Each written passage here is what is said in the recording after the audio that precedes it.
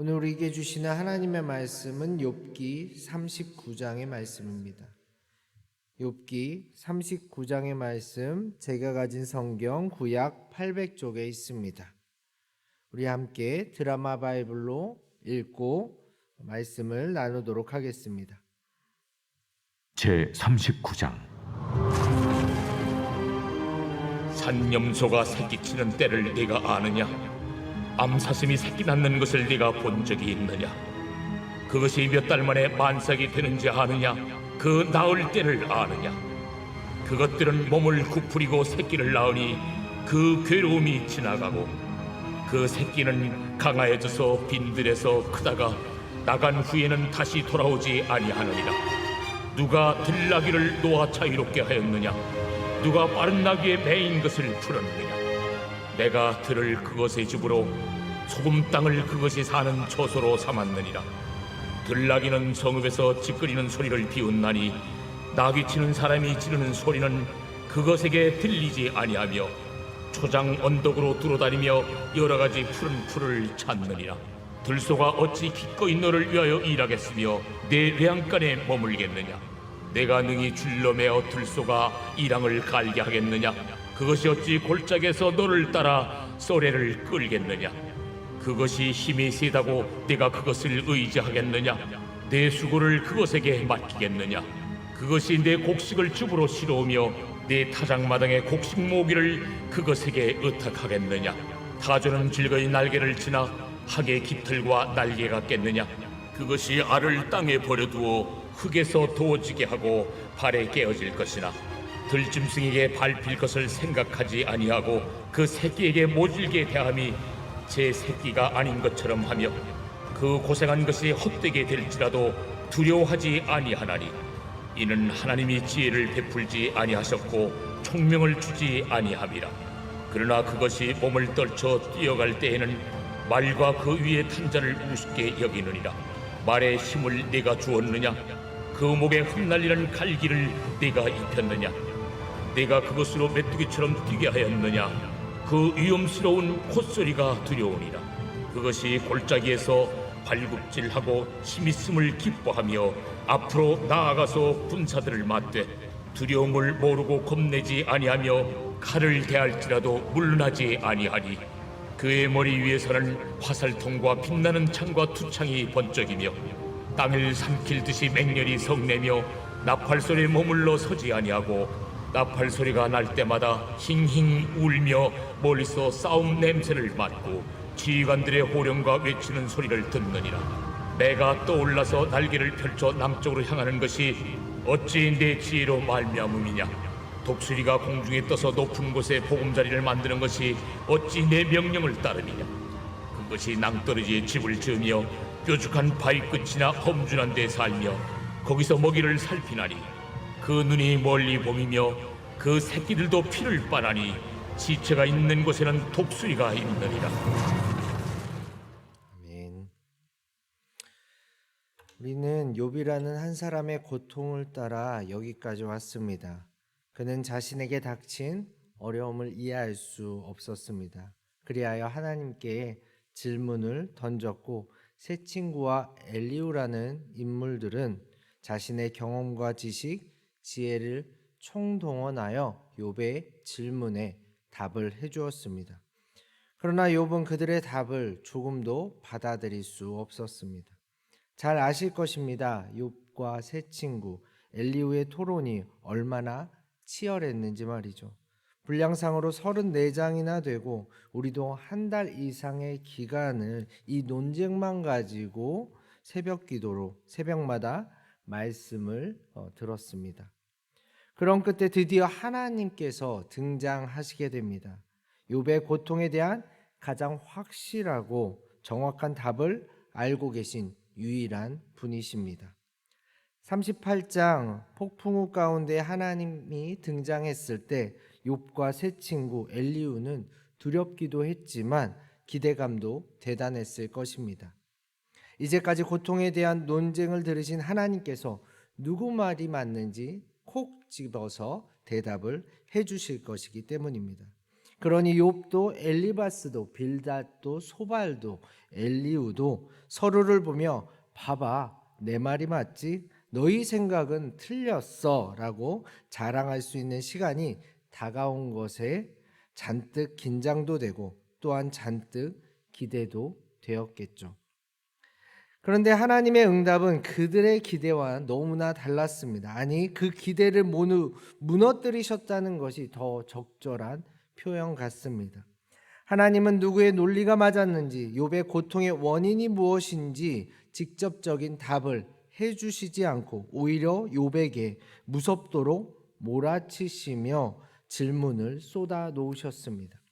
사실 하나님의 질문들은 사람으로서 절대 대답할 수 없는 것들이었습니다. 간단히 말씀드리면 38장에서는 온 우주와 세상을 창조하시고 그 기초를 놓으신 분이 누구인지, 세상을 통제하시고 하나하나의 질서를 세우신 분이 누구인지 묻고 있으며 동시에 그때 너는 어디 있었느냐, 너는 무엇을 하고 있었느냐 묻고 있었습니다. 사실 이 질문들은 답을 듣기 위한 질문들이 아닙니다. 이 질문들은 욥에게 그리고 세 친구와 엘리후에게 온 우주보다 크고 위대하시며 모든 것을 주관하시는 하나님에 대해 가르쳐주고 있습니다. 또한 지금껏 하나님에 대해, 고통에 대해, 그리고 세상에 대해, 정의에 대해 내가 제일 잘 알고 있다고 자부하던 그들이 얼마나 작은 존재인지 드러내고 있었습니다. 그렇습니다. 욥은 자신의 고통만 가지고 하나님을 판단했습니다. 그리고 하나님이 진짜 하나님이 되시려면 자신을 회복시키셔야 하고 자신의 억울함을 풀어주셔야만 한다고 생각했습니다. 그러나 하나님께서는 이 벼락 같은 질문들로 자기중심적인 욥의 관점을 부셔버리셨습니다. 태초부터 지금까지 하나님은 단 한순간도 하나님이 아니셨던 적이 없었습니다. 그런데 욥의 관심은 욥 자신뿐이었기 때문에 하나님이 누구신지 놓쳤던 것입니다. 그래서 하나님은 질문을 통해 욥의 관심을 욥의 고통에서 하나님으로 바꾸십니다. 이렇게 드러난 하나님의 진짜 모습이 무엇입니까? 먼저 하나님은 온 우주의 창조자, 온 세상의 창조자이십니다. 하나님의 관심은 하늘과 땅, 바다와 자연, 해와 달과 별, 그리고 구름에 있고 그뿐 아니라 아무도 살지 않는 버려진 땅과 그 속에서 자라는 작은 풀 하나에 있었습니다. 또한 이 자연 안에서 살아가고 있는 동물의 왕 사자나 배고파 허우적거리는 까마귀 새끼도 똑같이 먹이시는 분이셨습니다. 이제 오늘 본문 39장 하나님의 연설은 더 많은 야생동물들의 세계로 확장됩니다. 이것 또한 인간의 아주 좁고 좁은 관점을 잘 드러내고 있습니다. 왜냐하면 대부분의 사람들이 기껏해야 자신이 키우고 있는 그런 집에서 기르는 가축들을 알 뿐이지 자연 세계에서 본능대로 살아가고 있는 이 수많은 동물들에 대해 알 수도 없고 관심을 가질 필요도 느끼지 못하기 때문입니다. 산염소와 암사슴의 새끼 출산과 성장, 길들일 수 없는 본능을 가진 들나귀와 들소, 알을 낳고 버려두는 모성애 없는 타조, 전쟁에서도 용맹하게 돌진하는 말의 본성, 계절을 따라 이동하는 매, 낭떠러지에 둥지를 트고 원거리에서 먹이를 주시하다가 낚아채 새끼를 먹이는 독수리. 하나님은 욥이 알 수도 없고 알 필요성도 느끼지 못하는 동물들의 세계를 보여주며 하나님의 통치가 얼마나 큰지 그리고 얼마나 세심한지를 가르쳐주고 있습니다. 나아가 저는 이 지점에서 한 가지 더 생각할 거리를 드리고 싶습니다. 사람의 생명과 동물의 생명, 사람의 고통과 동물의 고통, 사람의 죽음과 동물의 죽음, 이를 맞닥뜨리는 감정의 무게는 얼마나 다를까요? 사실 저는 크게 다르지 않다고 생각합니다. 오히려 동물들이 더 큰 위험에, 더 큰 불안함에 노출되어 있습니다. 항상 자연이라는 열려진 공간 안에 자신보다 더 힘세고 무서운 적들이 나타날까, 새끼를 잡아먹지는 않을까 염려하며 경계하며 살고 있으니까요. 힘센 동물들도 마찬가지입니다. 그래서 새끼들 중 강한 놈들만 선택합니다. 비정해 보일지라도 어쩔 수 없습니다. 그게 그들에게 최선일 뿐입니다.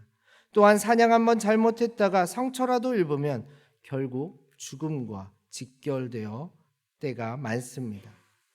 그런데 놀라운 것은 그 동물들 중 그 어떤 동물도 하나님께 불공평하다고 주장하지 않는다는 사실입니다. 그저 자신의 역할만 충실할 뿐 생명과 고통과 죽음까지도 자연의 일부로서 받아들이고 누군가의 영양분으로 또한 흙으로 돌아갈 뿐입니다. 오직 사람만 이런 질문들, 이런 불만들을 제기합니다. 그런데 진짜 문제는 사실 질문과 불만 그 자체에 있지 않습니다. 진짜 문제는 자신이 복을 받을 때는 가만히 있다가 자신에게 고통이 오자 이런저런 이유를 갖다 붙이고 그게 또 납득되지 않자 하나님은 불공평하시다, 하나님은 정의롭지 못하다 주장하며 결국 하나님의 통치, 하나님의 정의를 나의 상태에 따라 평가하는 그 좁은 관점에 있습니다. 사랑하는 용인영락교회 성도 여러분, 더 나은 신앙, 더 나은 존재가 되기 위해 우리 삶과 고통과 신앙에 대한 고민은 필수적입니다. 우리는 분명 생명과 고통, 죽음을 운명적으로 받아들이는 그런 동물들과는 다릅니다. 그러나 한 가지 확실한 것은 자기중심적인 관점, 자기중심적인 신앙에서는 벗어날 수 있어야 합니다. 내 복을 위해서만, 내 문제 해결을 위해서만, 내 건강 회복을 위해서만 평생을 고민하며 질문하며 씨름한다면 아무리 교회를 오래 다녔어도, 아무리 귀한 예배를 드렸어도, 아무리 정직한 재물을 쌓았어도 결국 우리는 욥처럼 하나님의 몰아치는 질문 앞에 서게 될 것입니다. 우리의 모델 예수님을 생각해 보십시오. 예수님의 관심은 자신의 고통 해결에 있지 않았습니다. 그분의 관심, 그분의 목적은 하나님의 큰 계획, 하나님의 통치하심에 있었습니다. 이를 위해 질문하셨고 결국 답을 얻으셨습니다. 온 인류를 위한 하나님의 사랑, 그 구원의 계획을 말이죠. 결국 그분은 십자가를 선택하셨고 그 고통과 하나님의 침묵을 묵묵히 견뎌내셨습니다. 그리고 그 희생 덕분에 지금 우리는 이 자리에 앉아 있는 것입니다. 이제 우리의 차례입니다. 부디 오늘 하루 자기중심적인 삶에서 벗어나 온 세상을 창조하시고 다스리는 하나님의 통치 가운데 살아가시길, 나아가 하나님의 큰 구원의 계획을 알고 기꺼이 자신을 고통으로 내어주신 예수님을 기억하며 내 고통에 대한 질문과 기도만큼 다른 사람을 위한 관심과 질문, 기도도 함께 하시며 위로와 사랑이 필요한 사람을 품어주시기를 바랍니다. 하나님께서 그런 여러분에게 절대 호통치지 않으실 것입니다.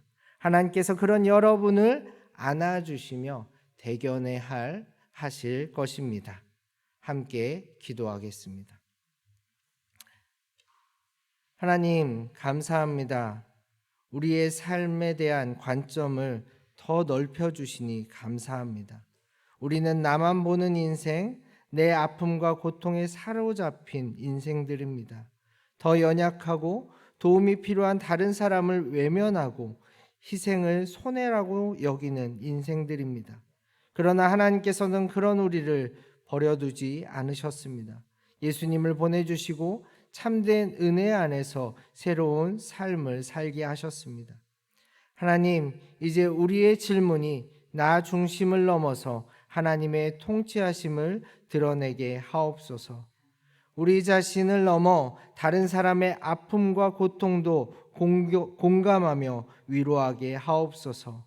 이런 가운데 참된 회복과 평화, 기쁨과 구원이 가정과 교회, 세상에 확장되기를 원합니다. 예수님의 이름으로 간절히 기도합니다. 아멘.